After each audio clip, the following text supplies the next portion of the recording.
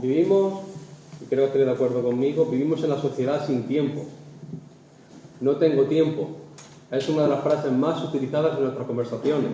Y a veces hay que parar y decidir qué hago y qué no hago. Establecer prioridades. Una lista de qué hacer primero y qué dejar para más tarde. Y establecer una lista de prioridades no siempre es fácil. A veces se nos acumulan tareas y es difícil saber qué es importante y qué no es importante. Esto puede ser un problema, porque a veces ocupamos nuestro tiempo en temas que tal vez sean secundarios y nos dedicamos a cosas que no aprovechan. Prestamos importancia a lo que de verdad importa. Y vamos a un ejemplo muy práctico que siempre se utiliza en nuestro día a día. Tenemos 24 horas del día, que parece que son muchas, pero a veces se nos parecen muy pocas. Y si quitamos, siendo generosos, y lo digo yo que no sé si es el tratamiento o que soy así, pero últimamente duermo mucho, 8 horas. 8 horas al día, nos quedamos 16 horas. Y bueno, vamos a quitar también otras 3 para comer, porque comemos lento, desayunamos, cenamos y merendamos.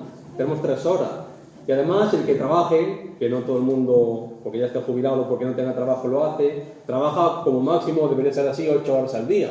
Nos quedan 5 horas en una persona que esté completa, a pleno tiempo. 5 horas al día. Y uno se pregunta, ¿y qué hago en esas 5 horas? Porque si me preguntaran a mí, diría, no, mi día tiene 19 horas. Seguro. No puede ser que tenga 24. ¿En qué ocupamos nuestro tiempo? ¿Qué ocupa el primer lugar en nuestra vida? O mejor aún, ¿qué debe ocupar el primer lugar en nuestra vida? La palabra nos da una respuesta firme y contundente. Cristo es el que debe ocupar el primer lugar en nuestra vida. Y me gustaría que en esta tarde pudiéramos ver 6 motivos, fijaos que vamos a ver 6 motivos por los que Cristo debe ocupar el primer lugar en nuestra vida.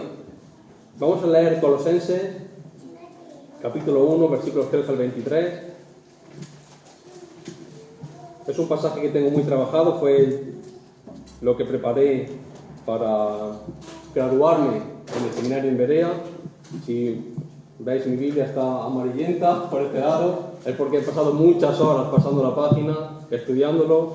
Pero es un texto precioso, es un texto que, como el seminario de Ciudad Libre de las Américas, puede utilizarlo, la versión es prácticamente la misma, pero la división no la hace en el versículo 15, sino la hace en el versículo 13. Vamos a leer desde Colosenses 1, versículo 13, que es la división correcta del párrafo.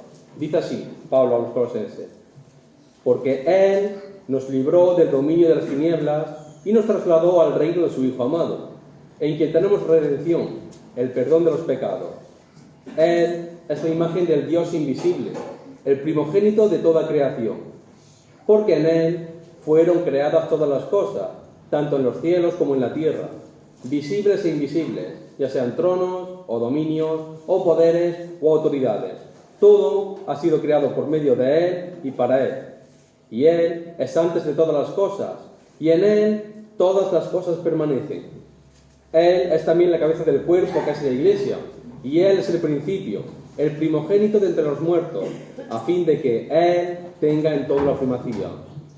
Porque agradó al Padre que en Él habitara toda la plenitud, y por medio de Él reconciliar todas las cosas consigo, habiendo hecho la paz por medio de la sangre de su cruz. Por medio de Él, repito, ya sean las que están en la tierra o las que están en los cielos. Y aunque vosotros, versículo 21, y aunque vosotros antes estabais alejados y erais de ánimo hostil, ocupados en malas obras, sin embargo ahora Él os ha reconciliado en su cuerpo de carne mediante su muerte, a fin de presentaros santos, sin mancha e irreprensibles delante de Él, si en verdad permanecéis en la fe, bien cimentados y constantes, sin moveros de la esperanza del Evangelio que habéis oído, que fue proclamado a toda la creación debajo del cielo y del cual yo, Pablo, fui hecho ministro. Cuando Pablo escribe a la iglesia en Colosas, había empezado a filtrarse entre los primeros cristianos cierta herejía peligrosa, el gnosticismo. El gnosticismo era un problema y fue un problema en el primer siglo de la era cristiana en distintas zonas, y Colosas también fue así. Algunos aspectos heréticos, algunas herejías que empezaron a promulgar fue, por ejemplo, que Cristo no ocupaba el primer lugar, que Cristo no era Dios, que Jesús no era Dios y que no era suficiente para ser salvo. De hecho, en este texto encontramos una lista o enumeración de respuestas a estas herejías.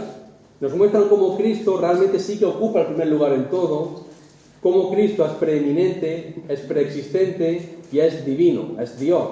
Y estas características nos llevan a adorarle, a reconocer su grandeza, a ver lo mucho que ha hecho por nosotros y lo poco que merecemos, pero también nos lleva todo esto, apunta todo finalmente a asumir que Él es el que debe ocupar el primer lugar en nuestra vida.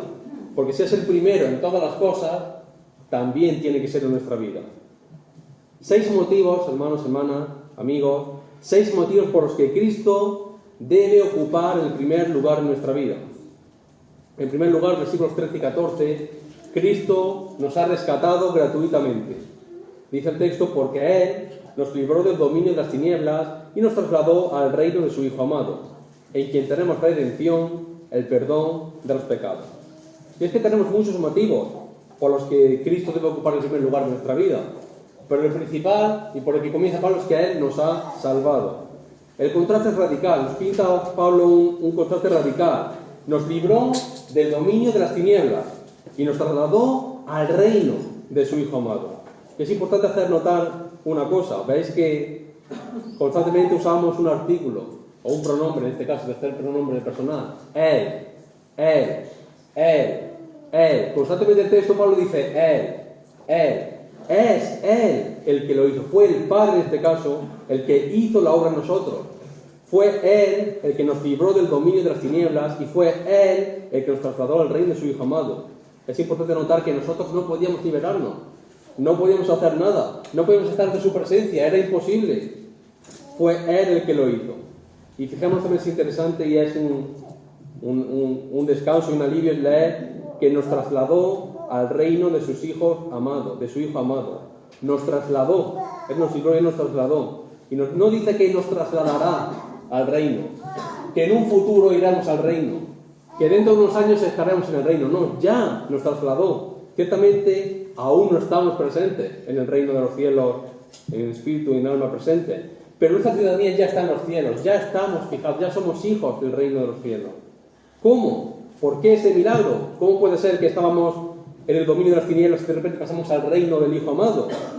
Por medio del Hijo, precisamente, en quien tenemos rescate, el que nos perdona nuestros pecados. Para que pudiéramos ser liberados, tuvimos que ser, el propio texto lo dice, redimidos, rescatados. Nuestra salida del dominio de las tinieblas solo ha sido posible gracias a nuestra redención, es decir, al pago de nuestro rescate. Redención, una de las palabras más bonitas, más preciosas que podemos encontrar en la palabra. Una de las palabras más grandiosas y preciosas que encontramos en el Nuevo Testamento. Rescate obtenido a través de la obra de Cristo en la cruz. Bajo la ley del Antiguo Testamento, en determinadas circunstancias, un reo a muerte, una persona que estaba condenada a muerte, podía ser liberada de la pena capital mediante el pago de un rescate. Y esto lo vemos en Éxodo 21:30. En la actualidad, cuando alguien es secuestrado, generalmente sus captores le liberan cuando pagan primero por él. Cristo mismo fue el precio pagado por nuestra redención. Ahora, puede que en este día tú, hermano, hermana, amigo, me digas, bueno, ya empieza lo de siempre, desconecto, luego cuando ya diga, y para terminar, vuelvo a conectar y ya se me ha pasado la reunión. Puede ser que me digas, bueno, mira, yo esto ya me lo sé, lo repetís cada jueves, lo repetís cada domingo, vengo a los señoras, lo repetís cada martes, vengo a los jóvenes, lo repetís cada sábado. No desconectes. Déjame decirte algo. Déjame decirte que el mayor gozo que puede experimentar una persona, el mayor gozo que puede experimentar una persona es la salvación en Cristo. Si cuando escuchas la obra de la cruz, si cuando escuchas la tremenda obra, la tremenda palabra es la redención de Cristo por ti, no sientes necesidad de adorarle, no sientes necesidad de agradecerle el plan de salvación perfecto, deja lo que estás haciendo. Deja de escucharme incluso. Piensa en esto. Dios te ama. Él quiere rescatarte. Y puede hacerlo porque Cristo pagó el rescate. Ese es el mensaje primordial que tengo hoy para ti. Hoy es tiempo de salvación. Y ese es el primer motivo por el que Cristo debe ocupar el primer lugar en nuestra vida. Es que Cristo nos ha rescatado gratuitamente. Además, tenemos un segundo motivo por el que Cristo debe ocupar el primer lugar en nuestra vida. Y es que Cristo es verdaderamente Dios. Versículo 15, primera parte. Dice el texto: Él es la imagen del Dios invisible.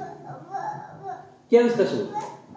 Si hacemos esta pregunta, depende de la forma en la que preguntemos, nos va a dar una respuesta u otra.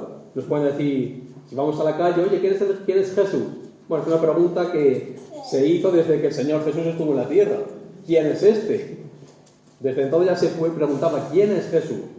Si salimos a la calle, nos dirá un profeta, un gran maestro, un revolucionario, un ángel, un hombre bueno, un mártir. Pero ¿quién dice la Biblia que es Jesús? Y en este texto Pablo es contundente. Jesús es Dios. Y en una lectura superficial parece que Pablo se está contradiciendo a sí mismo. Está diciendo que es la imagen del invisible.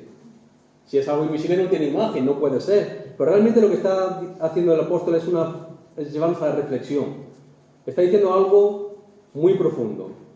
Pablo está contestando a los herejes que decían que Jesús era un mediador, era un ángel, era cualquier otra cosa, pero que no era Dios. Veréis, una imagen nos hace la idea de algo que nos están explicando. Por ejemplo, si yo os dijera la palabra león, probablemente todos automáticamente ya habéis visualizado a ese animal con melena, con garras, que ruge en la sabana.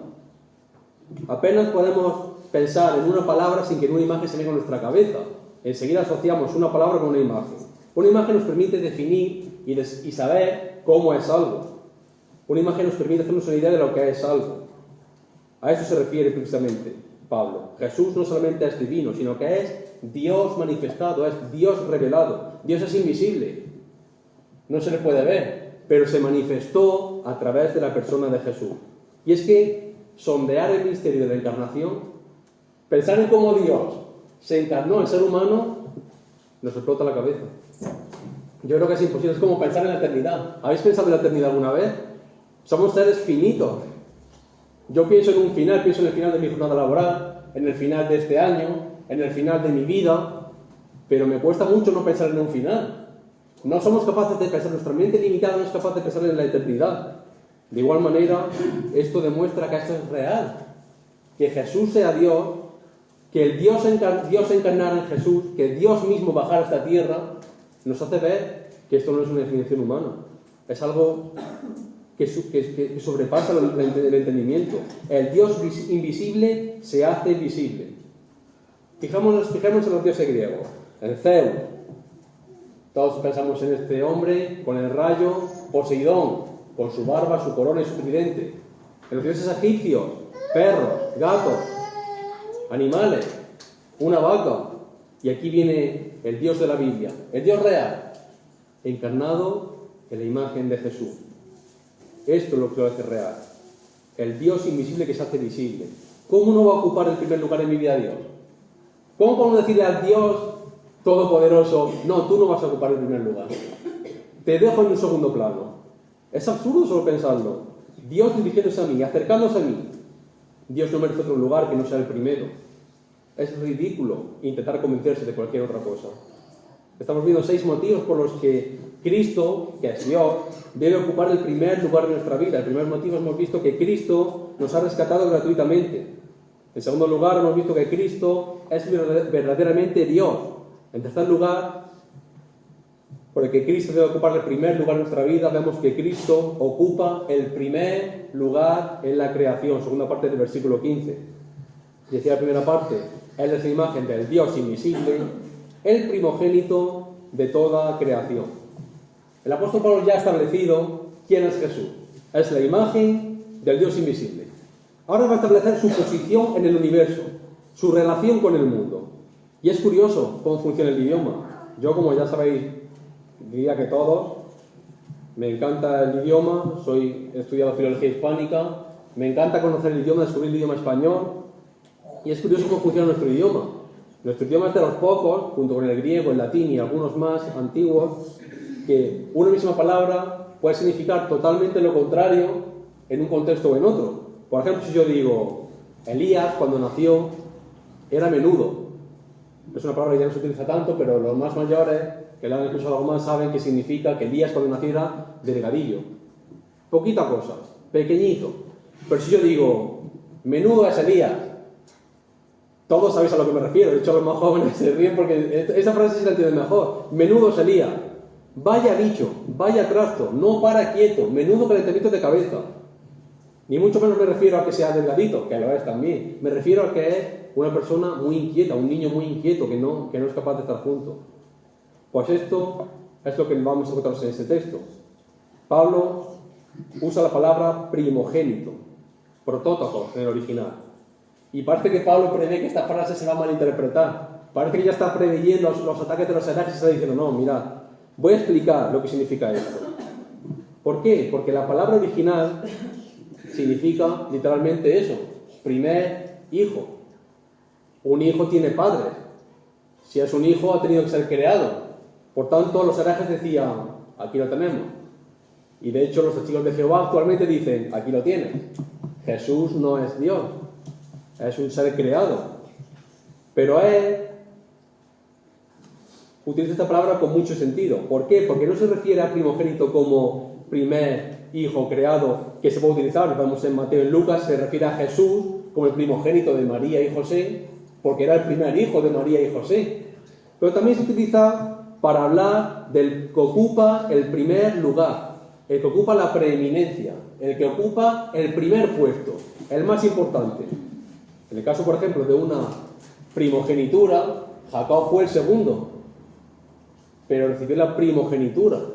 ¿Por qué? Porque fue él el que, no vamos a entrar en la historia, pero si la conocéis, fue él el que usurpó los derechos de primogenitura, le ocupó el primer lugar.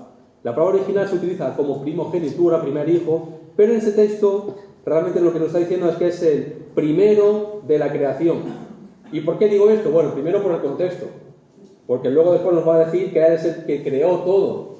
Si él crea todo, no puede ser creado también.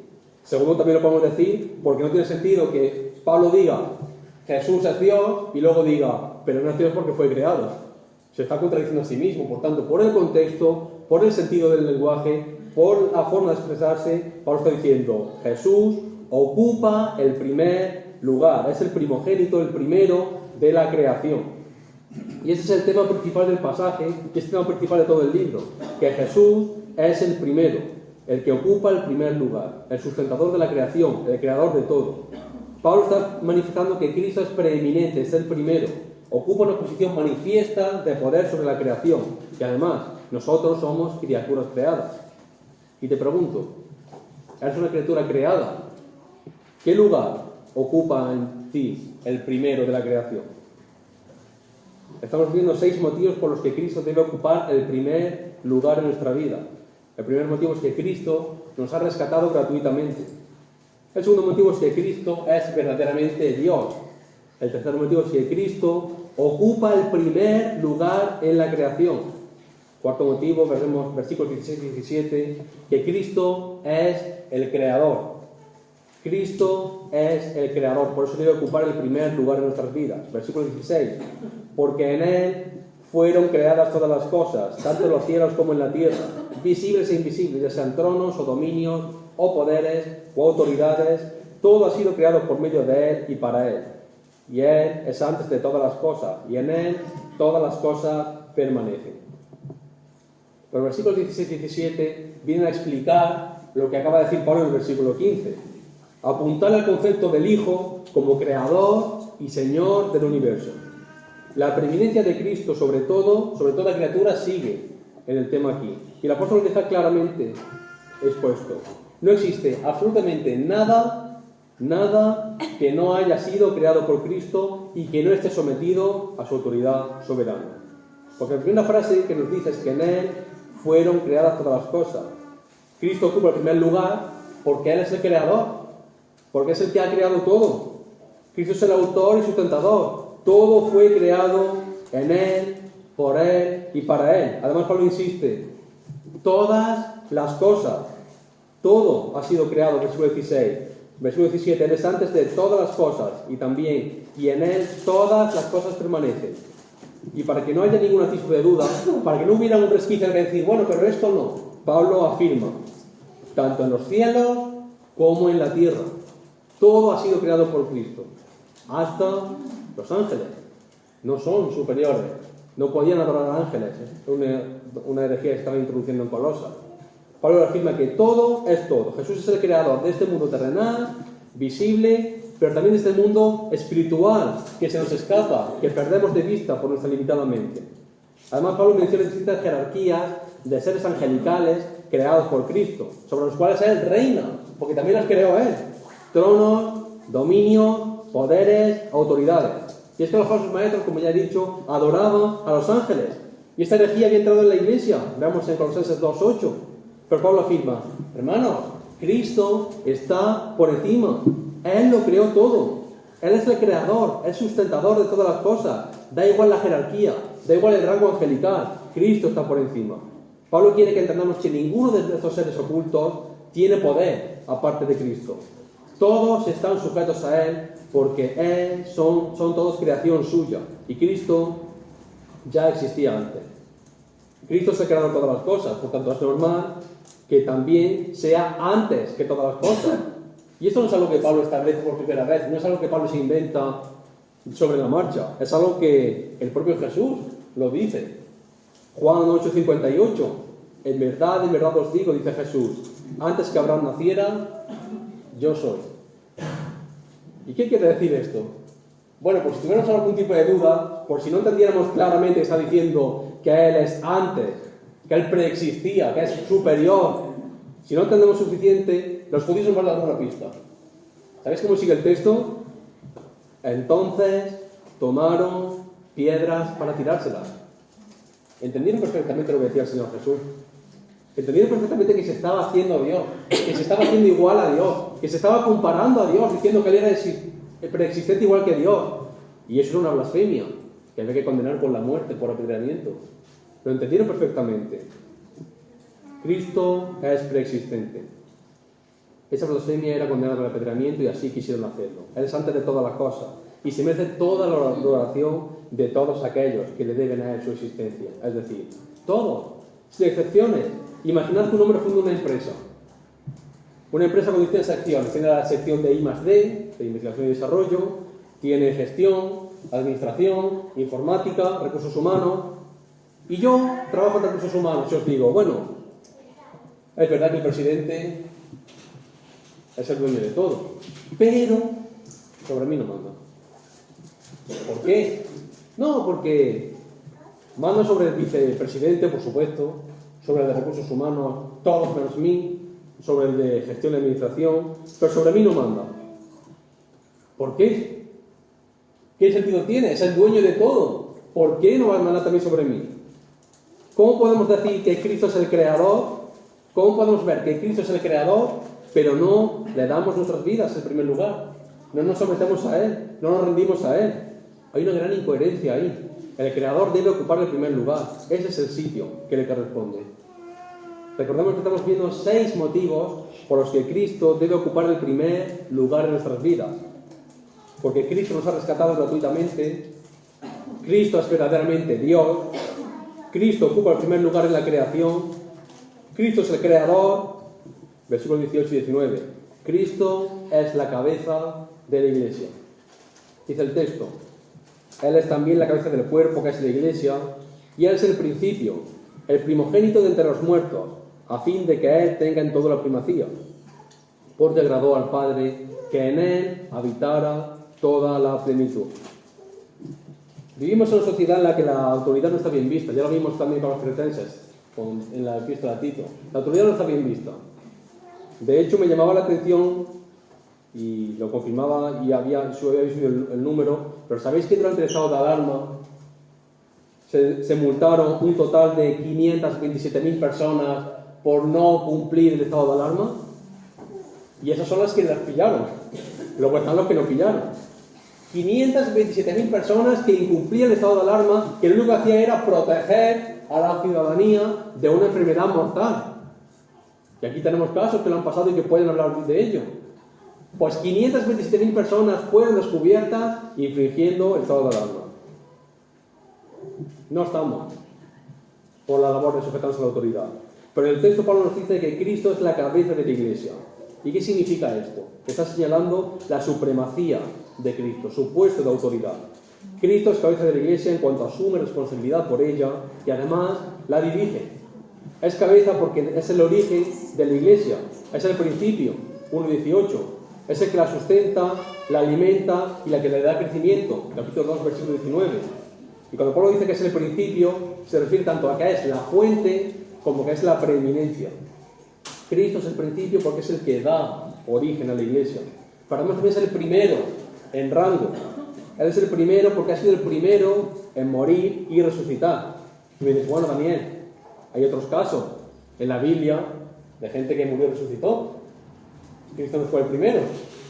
¿Me mientes? ¿Te he pillado? Bueno, es verdad que Cristo no fue el primero en morir y resucitar, pero sí que fue el único que murió una sola vez y no volvió a morir. Todos los demás casos de resurrecciones volvieron a morir. Cristo fue el primero y la muerte ya no tiene dominio sobre él. Vemos Romanos 6:9 que la muerte no tiene dominio sobre Cristo. Además fue el primero en obtener un cuerpo glorificado. Primera a los Corintios, capítulo 15. Y esto no es sino nada más que un adelanto de lo que viene para nosotros, de lo que implica su muerte y resurrección para la humanidad. Él tiene la primacía, Él tiene el primer lugar, pero todos nosotros vamos detrás. ¿Por qué? Y Pablo le encanta contestarnos siempre a nuestras preguntas de por qué. Porque agradó al Padre que en Él habitara toda la plenitud. Básicamente Pablo está diciendo a los herejes, mirad, eso que decís vosotros de que hay distintos tipos de poderes, eso que decís vosotros de que hay distintos tipos de dioses menores, es falso. Toda la plenitud de la deidad habita en Jesús. Él es el único. Pablo está oponiéndose a esta falsa enseñanza. Solamente Cristo es la solución. Solamente Cristo da vida. Solamente Cristo salva. Solamente Cristo es el que puede ayudarte. No es necesario acudir a ángeles para salvarnos. No hay que acudir a una virgen o a un santo. Solo a Cristo. Cristo es la autoridad de la iglesia. Y volvemos a encontrar otra parte de nuestra vida en la que las Escrituras nos muestran que el primer lugar ya está ocupado. Y esto no es negociable. Cristo ocupa el primer lugar en la iglesia como cabeza, como puesto de autoridad. Y nosotros, como miembros de ella, debemos también establecerle a Él como primer lugar y ponerlo como primer lugar en nuestra vida. No hay excusas válidas. Cristo debe ocupar el primer lugar en nuestras vidas. ¿Por qué? 6 motivos hemos visto. Cristo nos ha rescatado gratuitamente. Cristo es verdaderamente Dios. Cristo ocupa el primer lugar en la creación. Cristo es el creador. Cristo es la cabeza de la iglesia. Y veíamos el primer motivo. Cristo nos ha rescatado gratuitamente. Y se conecta directamente con el 6º motivo. Cristo nos ha reconciliado con el Padre. Versículos 20 al 23, Pablo cierra su argumentación con estos versículos. Por medio de Él reconciliar todas las cosas consigo, habiendo hecho la paz por medio de la sangre de su cruz, por medio de Él, repito, ya sean los que están en la tierra o los que están en los cielos. Y aunque vosotros antes estabais alejados y erais de ánimo hostil, ocupados en malas obras, sin embargo ahora Él os ha reconciliado en su cuerpo de carne mediante su muerte, a fin de presentaros santos, sin mancha e irreprensibles delante de Él. Si en verdad permanecéis en la fe, bien cimentados y constantes, sin moveros de la esperanza del Evangelio que habéis oído, que fue proclamado a toda la creación debajo del cielo y del cual yo, Pablo, fui hecho un ministro. A través de Jesucristo el Padre se reconcilió con nosotros. Cristo murió para que tuviéramos paz con Dios. Él la volvió a unir a aquello que estaba separado. Desde hace muchos años hubo una discusión en mi familia que hizo que la relación se quebrara. Una parte de mi familia dejó de hablarnos y yo lo pasé mal. Lo pasaba mal porque no entendía qué estaba pasando e intentaba establecer conversación y no podía. Había una relación rota. Recuerdo incluso que a menudo dormía y soñaba con que ese familiar volvía a nosotros, nos abrazaba, nos pedíamos perdón y todo se solucionaba. Fue una época dura y complicada, porque estábamos totalmente alejados de alguien al que sentíamos muy cercano. Por fin la familia se reconcilió y por fin hubo paz. Por fin ya no había que soñarlo, ya era algo real. Volvía a haber relación entre ambas partes, volvíamos a ser una familia unida. Y es que ese es nuestro Dios. Nuestro Dios es un Dios de paz y un Dios de reconciliación. Es cierto que respeta nuestra libertad y no nos obliga a reconciliarnos con Él. Pero como consecuencia también es cierto que finalmente habrá guerra contra sus enemigos y castigará a todos los que persisten en su rebeldía contra Él. Pero Dios no desea tu destrucción. Amigo, amiga, Dios no desea tu destrucción. Dios quiere que seas salvo. Y fíjate que a causa de nuestro pecado contravenimos continuamente su ley y su voluntad. A causa de nuestro egocentrismo atentamos contra la autoridad de Dios. Declaramos que no es nadie para nosotros. Nos alzamos como rebeldes, impertinentes, y lo justo sería que nos fulminara. Pero Dios, en vez de eso, hace todo lo contrario. Manda a su Hijo para reconciliarse con nosotros. Nos tiende la mano en señal de reconciliación a través de la obra, muerte, sangre y sufrimiento en la cruz de Jesús. Fijémonos bien en lo que dice el texto. Dice literalmente reconciliar todas las cosas consigo. Reconciliar Él todas las cosas consigo. No dice reconciliarse todas las cosas con Él. Que sería lo lógico. Fuimos nosotros los que pecamos. Fuimos nosotros los que nos apartamos de Él. Lo lógico sería que fuéramos nosotros los que tuviéramos que ir a acudir a Él. La aparente separación que existe entre Dios y nosotros no es por culpa de Dios. Somos nosotros los que la levantamos. No fue culpa suya. Dios nos ha alejado de nosotros nos hemos alejado de Dios. Dios no ha abandonado sus obligaciones, nosotros hemos abandonado las nuestras. Se supone que quien tiene que reparar la solución, se supone que quien tiene que arreglar la situación no es Dios, sino nosotros. Sin embargo, en un gesto de asombrosa gracia, Él toma la iniciativa, no nosotros. Y además usa Pablo un tiempo verbal de algo que ya ha ocurrido. Nos reconcilió, nos ha reconciliado, ya ha ocurrido, ya ha sido, ya estamos en paz con Dios. ¿Cómo? Enviando a su Hijo de la cruz, de manera que comprara con su sangre nuestra paz. Estabais alejados, dice Pablo, éramos extraños, extranjeros, no pertenecíamos al pueblo de Dios, no teníamos derecho a llamarle Padre, no le mostrábamos gratitud, no era el centro de nuestra vida. Eres de ánimo hostil, dice el texto, dispuestos a creer cualquier cosa menos a Dios, a seguir cualquier corriente social menos a Dios, nunca dispuestos a escuchar la verdad, ciegos, perdidos, ocupados en malas obras, dice Pablo también. La persona que vive en piedad no conoce el temor a Dios, por tanto, su vida es una vida sin sentido, sin rumbo, solamente vive por Él, sin valores morales. Y estas tres frases, alejados, de ánimo hostil y ocupados en malas obras, resumen el veredicto del juez divino sobre la condición humana. Y es que las apariencias engañan. El mundo de ahí fuera puede darnos una apariencia de piedad, de amor, de bondad, pero todos escondemos un corazón perverso. No somos buenas personas. Estamos alejados. Merecíamos lo peor. Pero sin embargo, el siglo XXII, sin embargo, ¡qué maravilla! A pesar de no hacer nada nosotros por arreglarlo, a pesar de no mostrar ningún tipo de interés, somos reconciliados a través de la muerte de Cristo y con su sangre limpiados y renovados. Era imposible en nuestra condición pasada hacer nada. No podíamos hacer nada. Estábamos totalmente alejados. Nuestra ocupación no era buscar a Dios, era malas obras. Estábamos alejados. Nuestro ánimo era hostil, éramos enemigos de Dios totalmente. ¿Cómo se reconcilia con nosotros? ¿Cómo reconciliamos esta relación? Con la muerte de Jesucristo, la única base sobre la cual puede descansar nuestra reconciliación con Dios. Y no hay otro medio posible. No hay acceso al lugar santísimo excepto por la sangre de Jesús. Es la única solución. No busques otra solución porque no la hay. Mirad, si te duele porque te has roto una pierna, no te tomas una aspirina. Si te detectan un cáncer, no te duchas 3 veces al día. No buscas soluciones que no tienen nada que ver con lo correcto. Si estás perdido, si necesitas luz, si necesitas reconciliarte con Dios, no buscas donde no hay que buscar. Solamente hay un camino, solamente hay una solución, que es Cristo mismo. Y llegamos al versículo 23, en el que parece que hay una cláusula que nos abre una puerta de duda. Pablo dice que somos salvados, que somos reconciliados, pero ahora parece que hay una cláusula, que debemos permanecer fieles. Si la salvación depende de mí, qué peligro, qué problema si depende de mí. Pero incluso en eso Dios es fiel, porque no atenta esta cláusula contra su de salvación.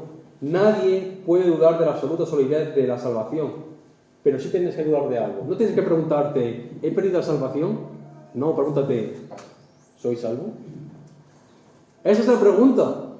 No, ¿puedo perder la salvación? No, pregúntate, ¿soy realmente salvo?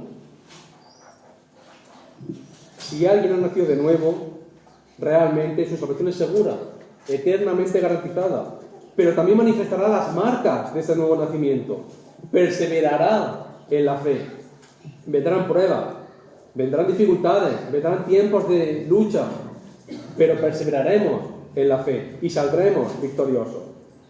Conocemos de gente que comenzó muy fuerte el camino, pero no están entre nosotros ya. Y vemos la parábola también del sembrador.